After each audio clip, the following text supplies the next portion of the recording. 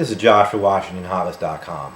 This week, the Democrats are going to be hosting the first presidential debates in South Carolina, and it's really a good chance to really step back and see where the Democratic field is right now.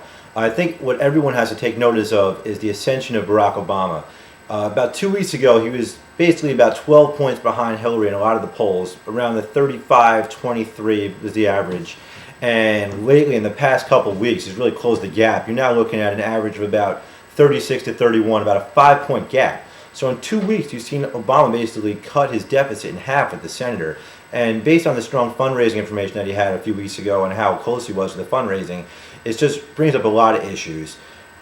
Is Hillary Clinton really that bad of a candidate? It seems like every time she opens her mouth, her numbers drop in the polls. Or is Senator Barack Obama really that great of a candidate? A lot of people complain that he's more of a big picture guy, and there's no meat, there's no substance in the things he says. You know, where's the beef, as the old expression goes. And you know what? I don't see what's wrong with that. I mean, when Ronald Reagan ran in 1980, he was really a big picture type of guy, and he really inspired a lot of Americans to be proud of him being American again, and spoke of America as a city shining on a hill. And how come when he did it that it was okay, but when Obama's kind of short on substance? And I mean, what's better? Is it better to have someone that's short on substance, promise big picture stuff, and then come into office and then tell about other things he's going to do then? Or is it better to have someone run on a lot of campaign pledges and then go into office and then lie and completely go against them, like Governor Corzine in New Jersey, like President Bush, who promised to have a humble foreign policy? You know, obviously the best case scenario is to have someone that's able to say what he means, mean what he says, and then get into office and keep all his promises. But unfortunately, sometimes that's not the case. Then going down the field, you have Senator John Edwards, who's in his own backyard here in South Carolina. Look for him to get a huge home field advantage, if you want to call it that way, and he should get a really strong showing.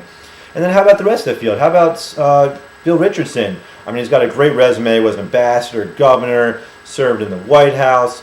Is he going to be able to break through that lower tier field and get up with the big boys? How about Joe Biden, Chris Dodd? It's just a really exciting time right now. And it seems like it's really early, but it's really not that early to be eliminating kind of like a Survivor type or American Idol type incident where we really have to narrow the field. I mean, we have a lot of people running for president, and the debates are a great way to see how they're going to interact with each other. So I really encourage everyone to check out the debate this week in South Carolina.